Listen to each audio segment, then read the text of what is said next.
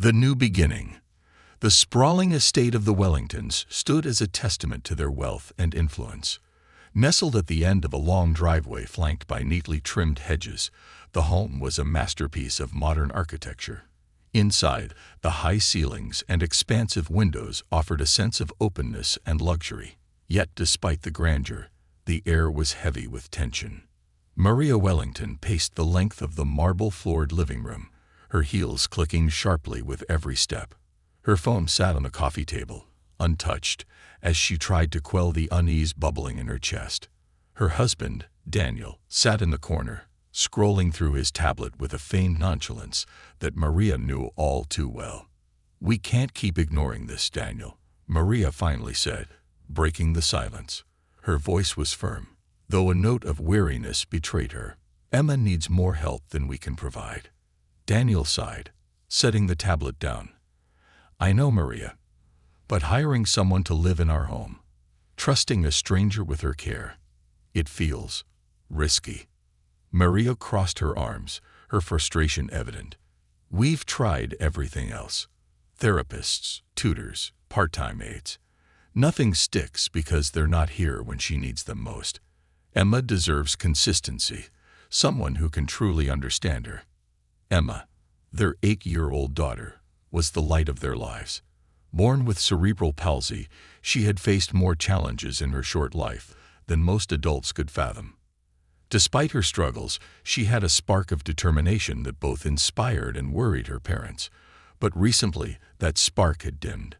Emma's once vibrant laughter had been replaced by quiet frustration, her days dominated by the limitations of her condition.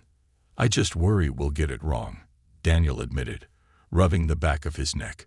"What if the person we hire doesn't have her best interests at heart?"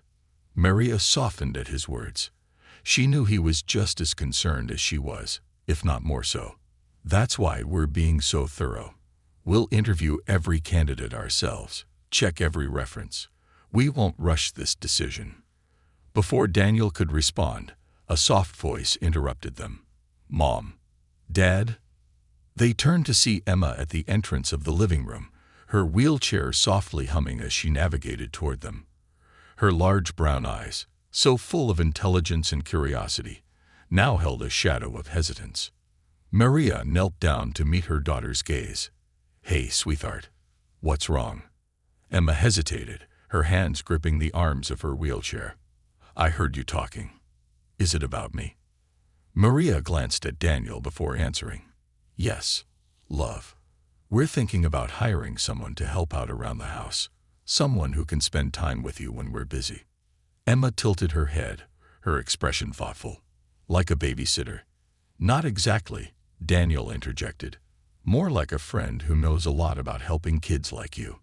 Emma's face brightened slightly. "Will they help me paint? Mrs. Allison says I'm getting really good." Maria smiled. "If that's what you want, then yes. They'll help you with whatever you need." Emma nodded, her excitement cautiously returning. "Okay, but can I meet them first? I want to make sure they're nice." Maria's heart swelled with pride at her daughter's bravery. "Of course, honey. You'll have the final say." The following week, Maria and Daniel dove into the search for the perfect caregiver. Dozens of resumes flooded their inbox, each promising exceptional qualifications. They filtered through the applicants, scheduling interviews with the most promising candidates. The day of the interviews arrived, and the Wellington living room was transformed into an impromptu interview space. Emma sat beside her parents, a clipboard resting on her lap, ready to ask her own set of questions. The first candidate, a young woman with a bubbly personality, was met with polite smiles but little enthusiasm. "I think she talked more about herself than about me," Emma whispered to Maria as the woman left. The second candidate, an older man with years of experience, was kind but overly formal. Emma fidgeted throughout the interview, clearly uncomfortable. By the time the fifth candidate arrived, Maria was beginning to lose hope.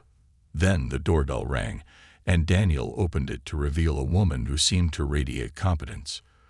"Good afternoon," she said, her voice warm yet professional. "I'm Clara Montgomery. Thank you for considering me." Clara was in her mid-40s, with neatly styled hair and a calm demeanor. Her resume boasted years of experience with children with special needs, and her references were glowing. But what truly set her apart was the way she interacted with Emma. Instead of addressing Maria and Daniel first, Clara crouched down to Emma's level, her smile genuine. "You must be Emma. I've heard so many wonderful things about you. Is it true you're an artist?" Emma beamed, her initial shyness fading. "I love painting. I'm working on a picture of our garden right now. I'd love to see it sometime," Clara said, her tone sincere. "Maybe you can teach me a thing or two about colors." As the interview progressed, Clara continued to impress. She spoke about her approach to caregiving with passion and knowledge, emphasizing the importance of empowerment and respect. By the end of the hour, Emma was laughing and chatting with Clara as if they'd known each other for years. When Clara left, Emma turned to her parents, her face lit up with excitement. "I like her. Can we pick her?" Maria and Daniel exchanged a glance, their decision already made. "We'll call her tonight," Daniel said, smiling at Emma. For the first time in weeks, Maria felt a glimmer of hope. Perhaps they had finally found the missing piece in their family's puzzle. But as the Wellingtons would soon discover, appearances could be deceiving. While Clara's arrival seemed to herald a new chapter of ease and joy, it would instead mark the beginning of a journey that would test their trust, their strength, and their love for Emma in ways they could never have anticipated. Beneath the surface, the Wellington household buzzed with a cautious optimism after Clara's first week. Maria and Daniel were relieved to see how seamlessly she integrated into their lives. Clara quickly learned the nuances of Emma's daily routines, her therapy schedules, dietary preferences, and the little quirks that made her smile. Even Emma, usually hesitant to warm up to new people, seemed to adore her new caregiver.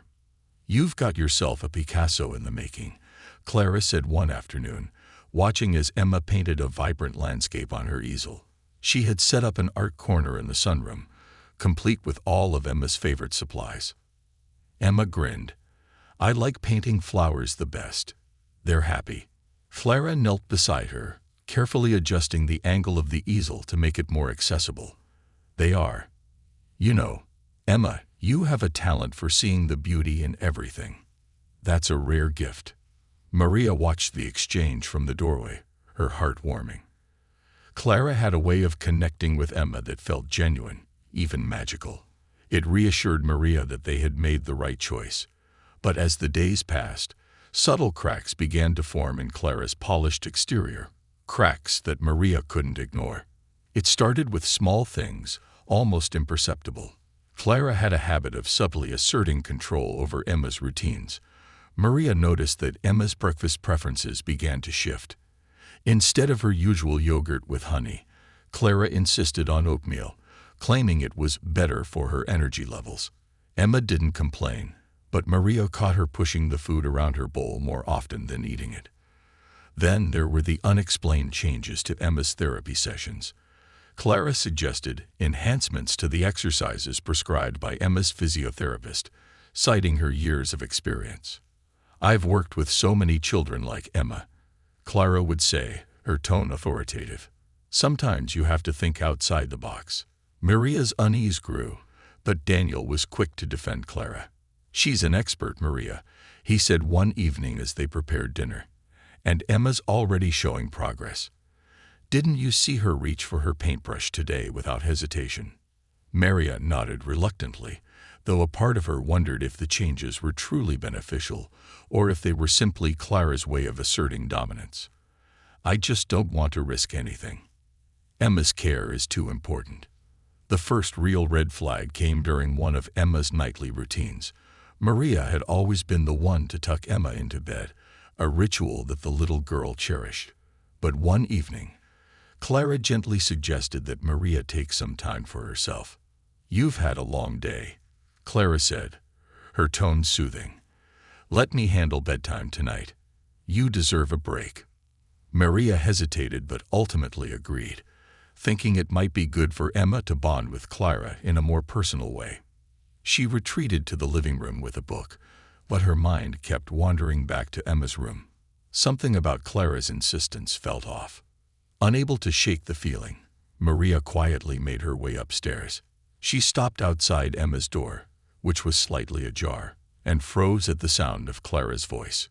"You must always try harder, Emma," Clara was saying, her tone firm but low. "No one will want to help you forever. You have to prove you're worth the effort." Maria's heart sank as she peeked into the room. Clara knelt beside Emma's bed, her expression cold despite the softness in her voice. Emma lay stiffly under the covers, her wide eyes betraying her discomfort.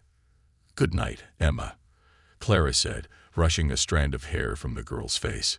"Remember what we talked about." Maria stepped into the room, her voice calm but firm. "Clara, thank you. I'll take it from here." Clara stood abruptly, her face breaking into a smile that didn't quite reach her eyes. "Of course, Mrs. Wellington. I was just finishing up." As Clara left the room, Maria sat on the edge of Emma's bed. "Sweetheart, are you okay? Did Clara say something that upset you?" Emma hesitated, her gaze dropping to her hands. "She said I'm not trying hard enough, that I need to be better so people will want to stay." Maria's chest tightened. "Emma, listen to me. You are perfect just the way you are. You don't have to prove anything to anyone, okay?" Emma nodded, but Maria could see the doubt lingering in her daughter's eyes. It was a look that Maria hadn't seen before, and it broke her heart. The following days brought more incidents that chipped away at Maria's trust in Clara. Emma, who had always been open and talkative, began withdrawing. She spent less time painting and more time sitting silently in her wheelchair, staring out the window. Maria tried to broach the subject with Daniel, but he dismissed her concerns. "Emma's just adjusting," he said. "Change is hard for her, but she'll bounce back. Clara's doing everything right." But Maria wasn't convinced. She began paying closer attention to Clara's interactions with Emma, noticing the subtle ways she undermined the little girl's confidence.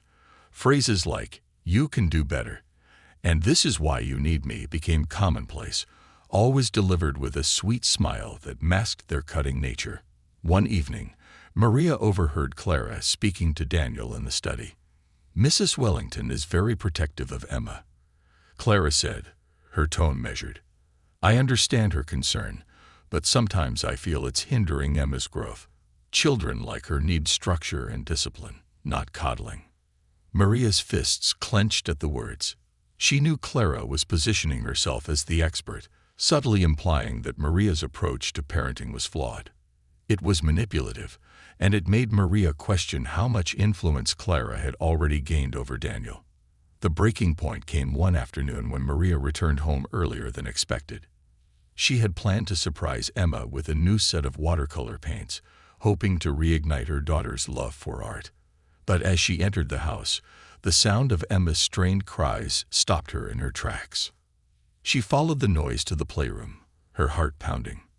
There, she found Clara holding Emma's arm tightly, forcing her to reach for a toy that was clearly out of her grasp. Emma's face was red with effort, tears streaming down her cheeks. "You need to push yourself, Emma," Clara was saying, her voice sharp. "How will you ever improve if you don't try harder?" "Let go of her," Maria's voice rang out, filled with fury. Clara released Emma instantly, her expression shifting to one of surprise. "Mrs. Wellington, I was just encouraging her toe." "Get out," Maria said, her voice shaking. "Get out of this house." Clara opened her mouth to protest, but the look in Maria's eyes silenced her. Without another word, she left the room. Maria rushed to Emma's side, wrapping her arms around her trembling daughter. "It's okay, sweetheart. I'm here." She's gone. As she held Emma close, Maria felt a surge of guilt and anger. She had ignored her instincts for too long, allowing Clara to stay despite the warning signs. But no more. She would do whatever it took to protect her daughter, even if it meant confronting the darkest truths about the woman they had let into their lives. The mask slips. The evening after Maria had thrown Clara out was filled with an uneasy quiet. Daniel sat in the corner of the living room, his hands clasped tightly as he tried to process the day's events. Emma had fallen asleep in Maria's arms after hours of tearful reassurances and tender care.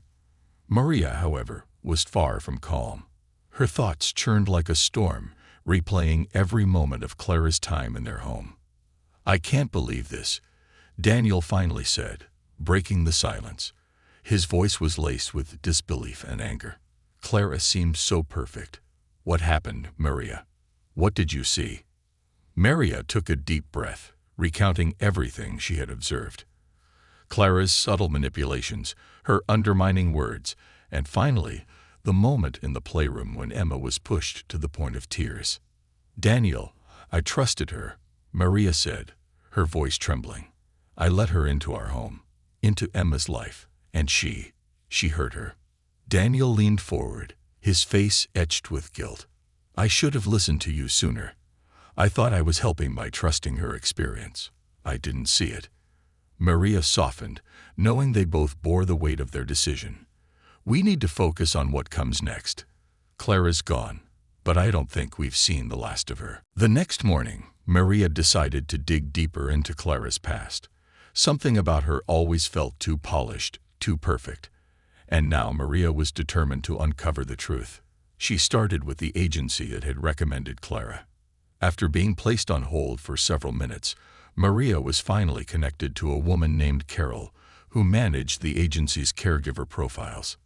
"Yes, Clara Montgomery worked with us briefly," Carol confirmed, her tone professional. "Is there a problem?" Maria hesitated, choosing her words carefully. "She displayed some troubling behavior while working with my daughter. I'm trying to understand her background better.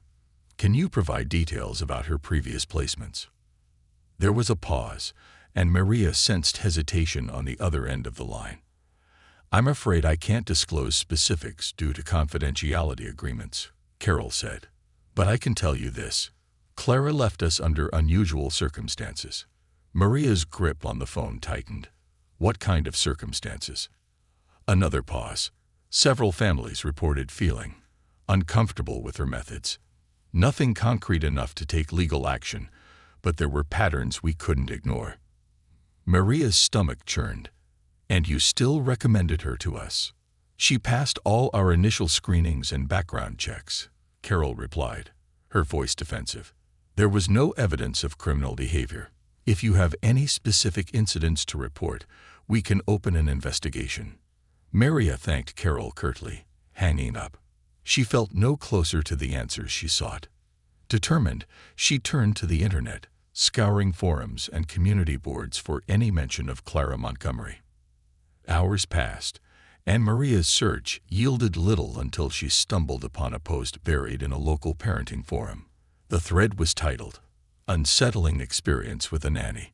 The original post, written by a woman named Rachel, described a caregiver who sounded eerily similar to Clara. Rachel recounted how the nanny had been hired to care for her special needs son, but had left abruptly after a series of troubling incidents, including unexplained bruises and the child's sudden behavioral changes. Maria's heart raced as she typed a reply. "I believe we may have hired the same nanny. Can we talk?" Minutes later, her phone pinged with a private message. It was Rachel, eager to speak. They connected over the phone, and Rachel's voice was filled with relief and urgency. "Thank you for reaching out," Rachel said. "I've been trying to warn people, but it's hard without concrete proof." Maria explained her own experience, and Rachel listened intently before sharing her story. "Clara has a pattern. She comes across as nurturing and professional at first, but then she starts isolating the child from the parents. She manipulates them, breaks their confidence, and she's careful. Not enough to leave obvious evidence, but enough to cause emotional damage." Maria felt a chill run down her spine. "Did you ever report her?" "I tried," Rachel said, frustration evident in her voice. "But without physical proof, nothing stuck. She's clever, Maria. She knows how to operate in the gray area." Rachel offered to share more details, including the names of other families who had similar experiences. "You're not alone in this," Rachel said before they ended the call. But you need to act fast. She doesn't just leave quietly. That night, Maria couldn't sleep. Rachel's words echoed in her mind. She doesn't just leave quietly. At 2 a.m., Maria heard a faint noise outside. She got out of bed, her heart pounding, and looked out the window. The driveway was empty, but something felt off. She checked the security system. Everything appeared normal. Still, she couldn't shake the feeling of being watched. The next morning, Maria found a note taped to the front door. The handwriting was neat and deliberate. "You're making a mistake. Emma needs me more than you realize. You can't protect her the way I can. Clara." Maria's hands shook as she read the note. Clara wasn't just gone. She was still watching, still lurking. Determined to protect her family, Maria called the police. She reported the note, the incidents with Clara, and Rachel's information about other families. Officer Grant, who took her statement, was sympathetic but cautious. "We'll open an investigation," he said, "but without a direct threat or physical evidence, there's not much we can do at this stage.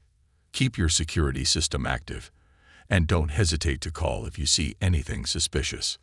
Maria's frustration mounted. It wasn't enough. She needed to take matters into her own hands. Over the next few days, Maria worked tirelessly. She contacted the families Rachel had mentioned, piecing together Clara's trail of manipulation and harm. Each story mirrored her own: subtle control, emotional abuse, and the same chilling sense of being watched after Clara left. Maria documented everything, creating a detailed file to present to the authorities. But even as she worked, Clara's shadow loomed large. Emma's behavior remained subdued, and the little girl flinched at sudden noises, her once bright demeanor dimmed by fear. One evening, as Maria reviewed her notes, Daniel entered the room. "You've been at this nonstop," he said, placing a hand on her shoulder. "Maybe we should step back, let the police handle it." Maria looked up at him, her resolve unshaken. "This isn't just about us, Daniel. If we don't stop her, she'll do this to another family." Daniel nodded, finally understanding the depth of her determination. "What do you need from me?" "Help me find her," Maria said. "I'm not waiting for her to make the next move." As the Wellingtons prepared for their next steps, Clara's presence lingered like a storm on the horizon. Maria knew the battle was far from over. But for the first time, she felt a sense of control, a glimmer of hope that they could reclaim their lives and ensure Clara's reign of terror came to an end. Unveiling the shadows, Maria Wellington stood in the middle of her study, surrounded by a sea of papers, notes, and printouts. The once pristine desk was now a battlefield of evidence: emails from other families, timelines of incidents, and a growing map connecting all the places Clara Montgomery had worked. Every red pin in the map marked a family who had been affected by Clara's manipulations. The pieces of the puzzle were coming together, but Maria knew she wasn't just fighting for her own family now. She was fighting for every family Clara might hurt in the future. And yet, as much as the facts painted a disturbing picture, they didn't answer the question that haunted Maria the most. Why? Why had Clara chosen this path, targeting vulnerable families and children? The unseen thread. The breakthrough came late one night. Maria was poring over one of the letters Rachel had sent her. It was a detailed account from another mother, Claire Donovan, who had hired Clara years ago. Claire's letter stood out because it hinted at something different, a connection beyond simple manipulation. "She was charming, yes," the letter read, "but there was something off. She seemed to know too much about us, like she'd studied us before we ever met. I thought it was part of her professionalism at first, but then strange things started happening. Small things would go missing, items that held sentimental value. And when I confronted her, she claimed my son had misplaced them. I let her go, but I always felt like she was watching us afterward. She knew things about me I'd never shared. It was unnerving." Maria leaned back in her chair, her mind racing. What if Clara wasn't just targeting families for control? What if she had a deeper, more personal motive? The idea sent a chill down her spine. Determined to dig deeper, Maria turned her attention to Clara's own background. She contacted the private investigator she and Daniel had hired before Emma was born, an old friend named Max Porter. Within hours, Max was on the case, and his initial findings were startling. "Maria," Max said over the phone the next evening, "Clara Montgomery isn't who she claims to be. Her real name is Clara Mitchell. She changed her identity about 10 years ago." Maria's heart sank. Why would she change her name?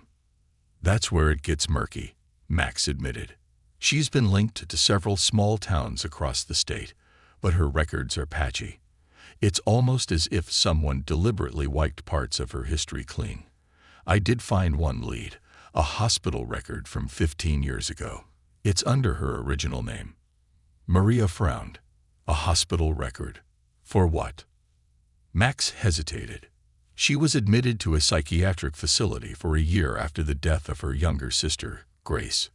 The records indicate she suffered from severe trauma and delusions related to the incident.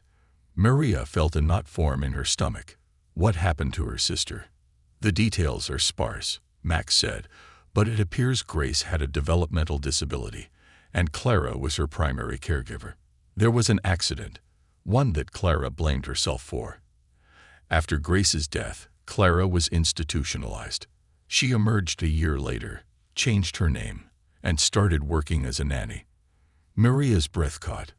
Clara's obsession with discipline and her fixation on vulnerable children suddenly made a horrifying kind of sense. She wasn't just trying to control these kids, she was trying to rewrite her past, to atone for something she couldn't forgive herself for. The phone call.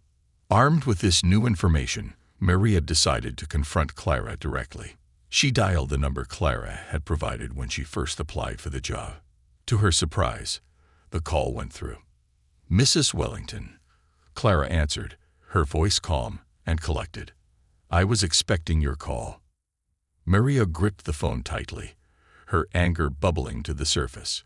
"Clara, you've crossed every boundary imaginable. You manipulated my daughter, undermined my parenting, and left her terrified. Why?" There was a pause on the other end, and then Clara's tone shifted, soft, almost mournful. "Because you don't understand what's at stake. Children like Emma need to be strong.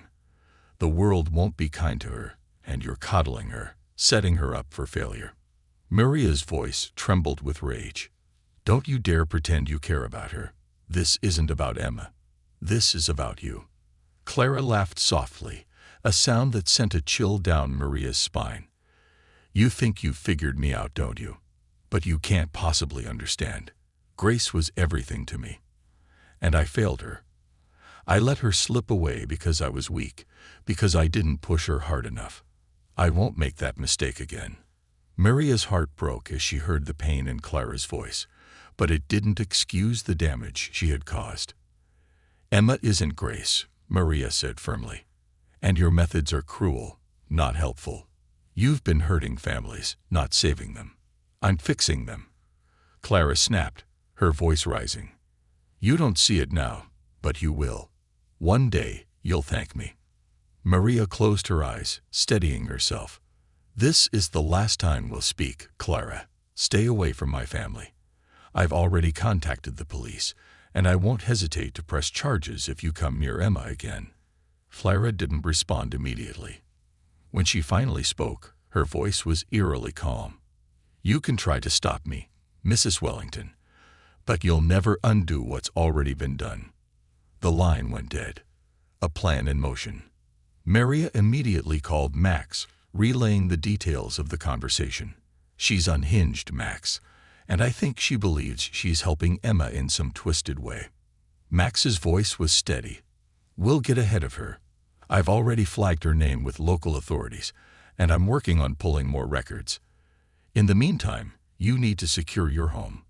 Maria and Daniel spent the next day fortifying their security. They upgraded their surveillance system, installed additional locks, and ensured every window and door was alarmed. Maria also arranged for a close family friend, Sarah, to stay with them for a few days to provide extra support.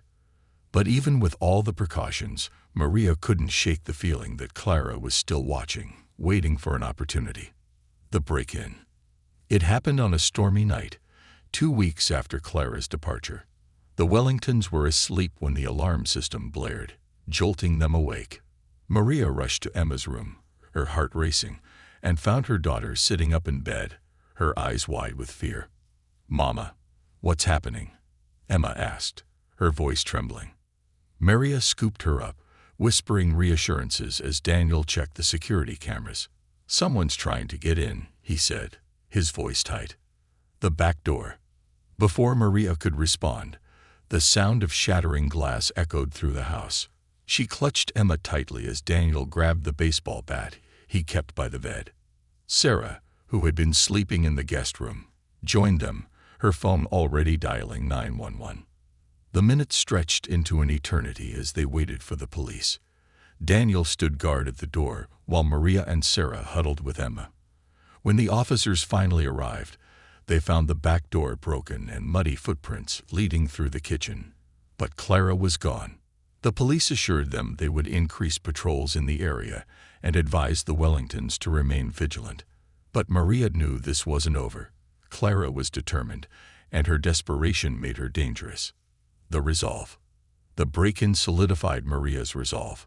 She refused to let Clara win, to let fear rule their lives. Over the next few days, she worked closely with Max and the authorities, gathering every piece of evidence she could find. When Clara was finally apprehended weeks later, trying to approach another family, Maria felt a wave of relief, but also sorrow. Clara wasn't a monster. She was a broken woman, consumed by guilt and delusion. But Maria's priority was clear: protecting Emma and ensuring no other family endured what hers had. As Clara was taken away in handcuffs, Maria held Emma close, whispering a silent promise. They had faced the storm together, and they had emerged stronger. Now, it was time to rebuild, to fill their home with love and laughter once more. Rebuilding and redemption. The weeks following Clara's arrest were a whirlwind of emotions for the Wellington family. Relief, anger, guilt, and lingering fear mingled in an exhausting cocktail. Maria, Daniel, and Emma were safe, but the shadow of Clara's actions lingered over their home. The once vibrant atmosphere was heavy with unspoken tension, and the family found themselves struggling to return to a sense of normalcy. Maria knew that healing wouldn't be instant, especially for Emma. Her daughter, once so full of life and curiosity, had retreated into herself. Emma rarely smiled, her conversations short and hesitant. The vibrant art corner in the sunroom remained untouched, the paints drying in their jars. Maria resolved to help her daughter reclaim the joy Clara had stolen from her. But first, Maria had to confront her own feelings, her guilt for allowing Clara into their lives, and her anger at herself for not trusting her instincts sooner. The first step. Maria found herself sitting across from Dr. Lorraine Pierce, a family therapist renowned for her work with children who had experienced trauma. Emma sat beside her, clutching her favorite stuffed rabbit tightly. The office was warm and inviting, with soft lighting and shelves filled with colorful books and toys. "Emma, this is a safe space," Dr. Pierce said, her voice gentle. "You can tell me anything you're feeling, and we'll work through it together." Emma nodded but didn't speak. Maria gave her daughter's hand a reassuring squeeze. "Take your time, sweetheart," she whispered. The first session was slow, with Emma answering in monosyllables or nodding silently. But over time, Dr. Pierce's patient and empathetic approach began to draw Emma out. In one session, Emma shared a memory that brought tears to Maria's eyes. "Miss Clara said I wasn't trying hard enough," Emma murmured, her voice trembling. "She said if I didn't get stronger, no one would want to help me." Maria's heart ached as she fought back tears. Dr. Pierce leaned forward, her tone steady. "Emma, you are strong just the way you are, and you have so many people who love you and want to help you because you deserve it, not because you have to earn it." Emma looked at her mother, tears streaming down her cheeks. "Is that true, Mommy?" Maria pulled her daughter into a hug, her voice thick with emotion. "It's absolutely true, my love. You are perfect just the way you are. Rediscovering joy. As the therapy sessions progressed, Maria began to see glimmers of the old Emma returning. One afternoon, Emma wheeled herself into the sunroom, stopping in front of her art supplies. Maria watched quietly from the doorway as her daughter picked up a paintbrush for the first time in weeks. "What are you painting, sweetheart?" Maria asked gently. Emma looked up, a small smile playing on her lips. "Our garden. The flowers are happy, just like me." Maria felt a lump in her throat as she nodded. "I can't wait to see it." That small moment marked the beginning of Emma's journey back to herself. She began painting every day, her vibrant creations filling the sunroom with color and life. Maria joined her often, turning their shared time into a healing ritual. A new purpose. For Maria, the experience with Clara had left a lasting impact. She couldn't shake the thought of the other families who had suffered at Clara's hands, and those who might still be at risk. Determined to turn her family's ordeal into something meaningful, Maria decided to take action. She reached out to the families she had connected with during her investigation, inviting them to join her in raising awareness about the dangers of unvetted caregivers. Together, they formed a support network called Families United for Safety and Trust, FUST. The organization's mission was simple: to provide resources, vetting tools, and emotional support to families seeking caregivers for their loved ones. Maria worked tirelessly to build the organization from the ground up. She collaborated with legal experts to create a comprehensive guide for background checks and partnered with therapists to offer counseling services for families recovering from caregiver-related trauma. She also began sharing her own story, giving talks at community centers and schools to educate parents about red flags and the importance of trusting their instincts. The confrontation. Months later, Maria was called to testify at Clara's trial. The courtroom was tense, the air heavy with the weight of the case. Clara sat at the defendant's table, her expression unreadable. Gone was the polished, nurturing caregiver who had charmed her way into the Wellingtons' lives. In her place was a woman stripped of her facade, her vulnerability exposed. Maria took the stand, her voice steady, but filled with emotion as she recounted her family's experience. She described Clara's manipulative tactics, the damage done to Emma's confidence, and the fear that had gripped their household. "Clara didn't just hurt my daughter physically," Maria said, her voice trembling. "She hurt her spirit. She made Emma doubt herself, doubt her worth. No child should ever feel that way." Clara's attorney attempted to paint her as a misunderstood woman haunted by her past, but the evidence Maria had gathered with the help of other families was overwhelming. Clara's pattern of emotional and psychological abuse was undeniable. When the verdict was read, guilty on multiple counts of child endangerment and fraud, Maria felt a mixture of relief and sadness. Clara's actions were reprehensible, but Maria couldn't help but pity the broken woman who had caused so much pain. Moving forward, with the trial behind them, the Wellingtons began to rebuild their lives in earnest. Emma's progress in therapy continued, her confidence growing with each passing day. She started attending art classes at a local studio, where her talent flourished under the guidance of supportive teachers. Maria and Daniel made a conscious effort to strengthen their bond as a couple, attending counseling sessions to address the strain the ordeal had placed on their relationship. They learned to communicate more openly, becoming a stronger team for Emma's sake. Through her work with FUST, Maria found a renewed sense of purpose. She was no longer just a mother fighting for her daughter. She was an advocate for families everywhere. Her story inspired others to speak out, creating a ripple effect that brought much-needed attention to the issue of caregiver misconduct. A new chapter. One sunny afternoon, as Emma painted in the garden, Maria sat beside her, watching with a contented smile. The wounds left by Clara's actions hadn't fully healed, but they had become scars, a testament to the family's resilience. "Mommy," Emma said, dipping her brush into a vibrant shade of yellow, "do you think my painting will make people happy?" Maria nodded, her heart swelling with pride. "I think it will, sweetheart. just like you do." As the sunlight bathed the garden in a golden glow, Maria realized that they had found something far more valuable than the sense of security they had lost. They had found strength, hope, and the unshakable bond of a family that refused to be broken. Triumph over shadows.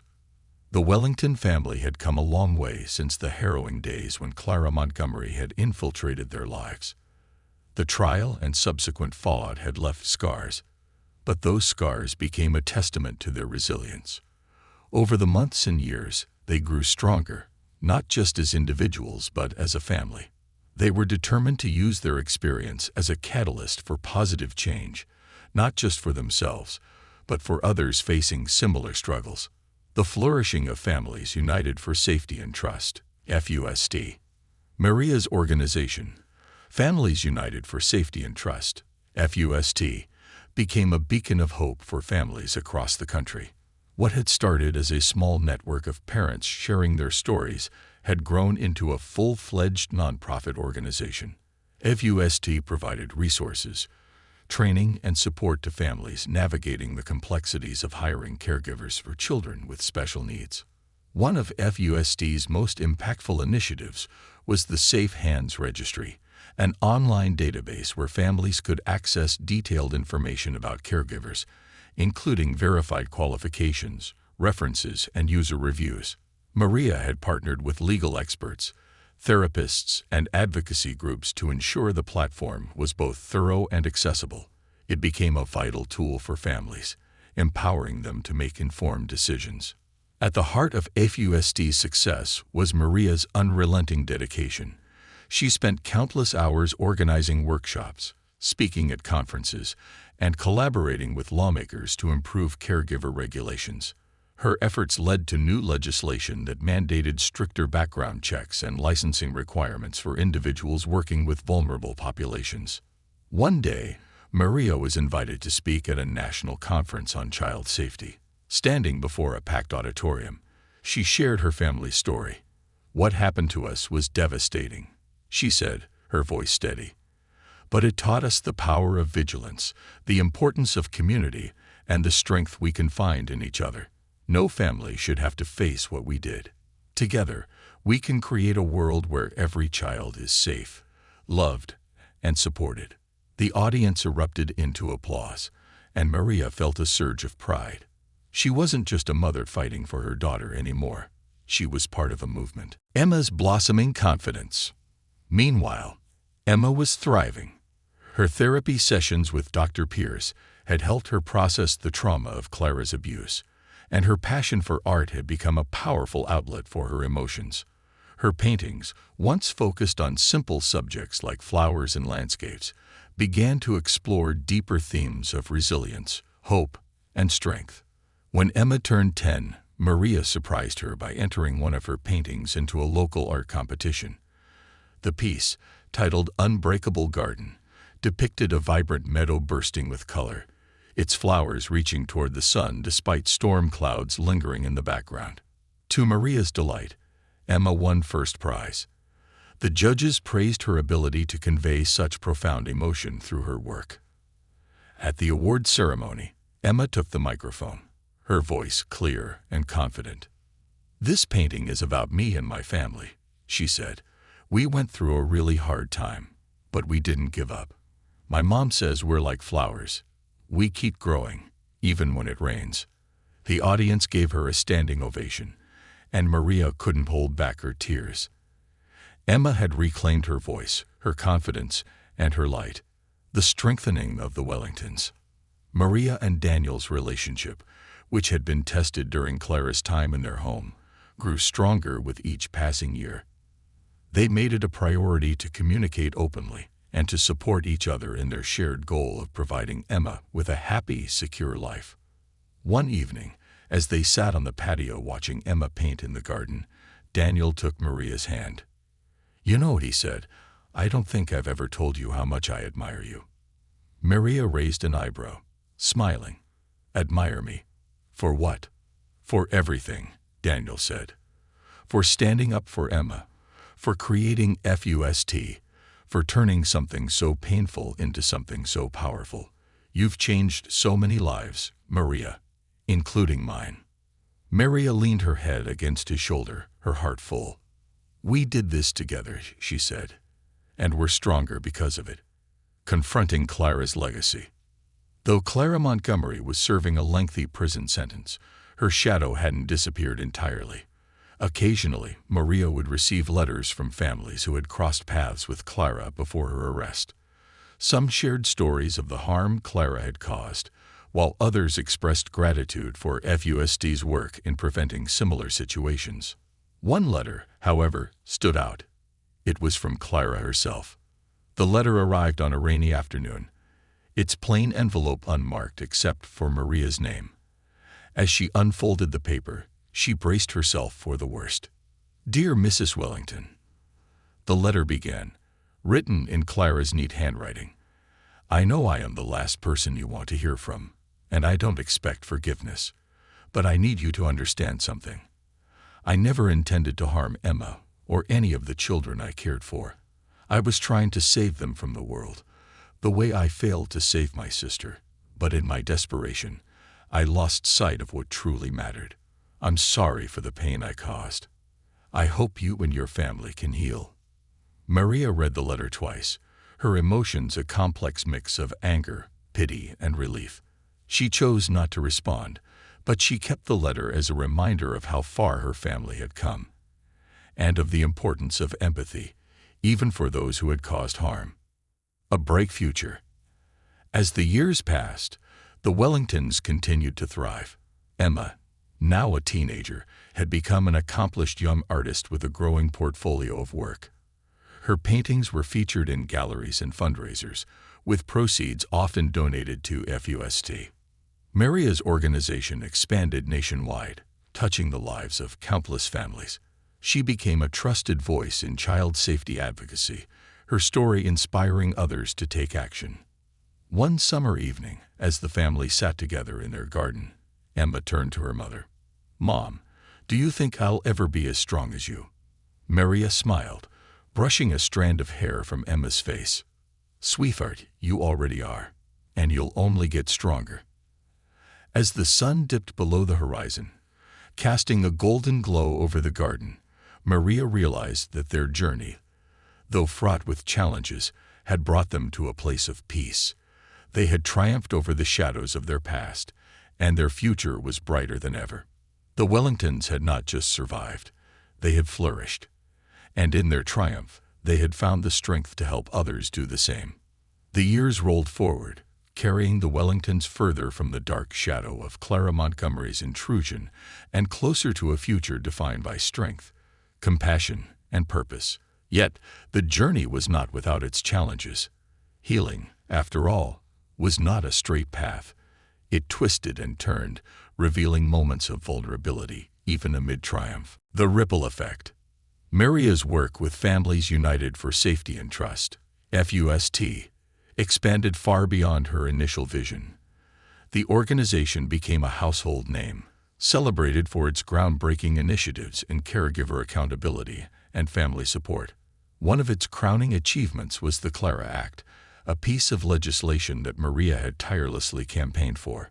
The Clara Act mandated rigorous psychological evaluations for individuals seeking employment as caregivers for vulnerable populations.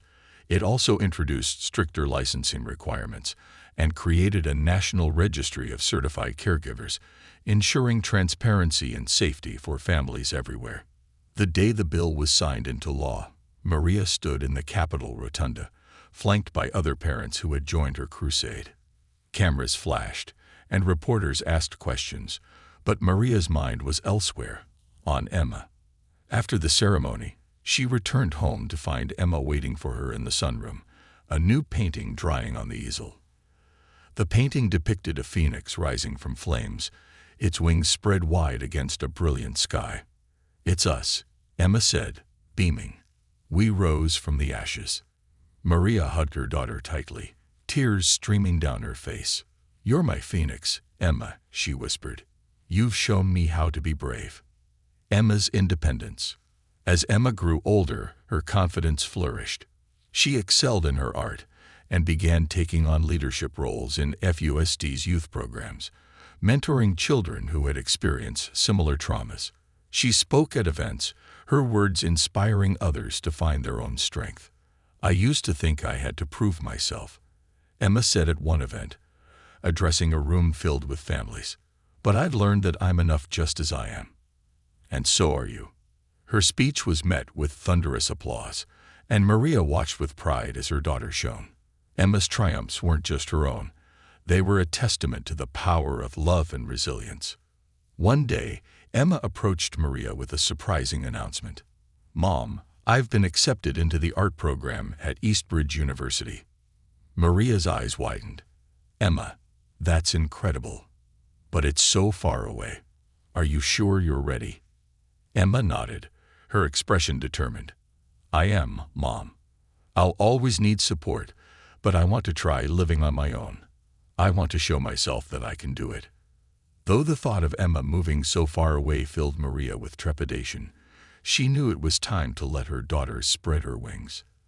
Together, they began planning for the next chapter of Emma's life, a final confrontation. As Emma prepared to leave for university, Maria received an unexpected visitor, Officer Grant, the lead investigator in Clara's case. "Mrs. Wellington," he said, removing his hat as he stood in the doorway, "I thought you'd want to know. Clara Montgomery has been granted a parole hearing." Maria felt her stomach drop. "What does that mean?" "It means she could be released if she convinces the board that she's rehabilitated," Officer Grant explained. "I wanted to inform you personally, in case you'd like to provide a victim impact statement."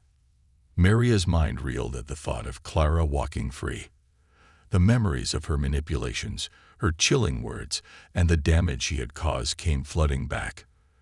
But as Maria sat with the idea, she realized something important. She wasn't afraid anymore.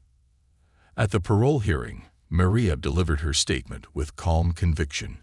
"Clara Montgomery's actions caused irreparable harm to my family," she said, "but we have chosen not to let that harm define us. I believe in second chances, but I also believe in accountability. Clara's choices have consequences, and those consequences must be upheld." Clara, now a shadow of her former self, listened silently.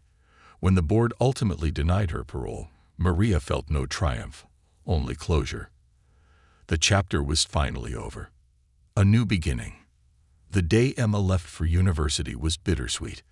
Maria and Daniel stood in the driveway, waving as Emma's car disappeared down the road. The house felt emptier without her, but Maria knew it was a sign of growth, not loss. In the months that followed, Maria and Daniel rekindled their own passions. Daniel returned to his love of woodworking, transforming the garage into a workshop.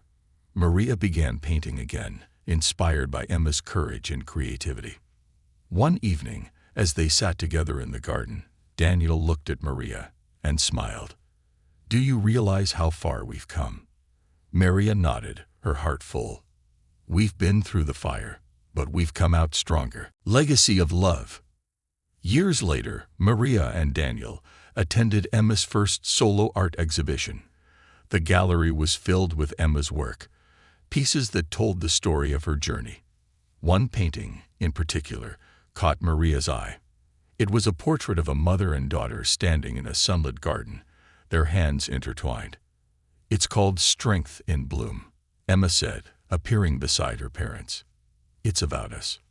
Maria felt tears well up as she hugged her daughter. "You've given me more strength than I ever thought possible." As they stood together, surrounded by Emma's art and the love they had nurtured through hardship, Maria realized that their story wasn't just about overcoming darkness. It was about finding light, creating beauty, and sharing that beauty with the world. The Wellingtons had faced the unthinkable, but they had emerged united, resilient, and full of hope, a family stronger than ever, with a future as bright as Emma's paintings. And in that moment, Maria knew. They were no longer defined by the shadows of their past. They had stepped fully into the light, ready for whatever lay ahead.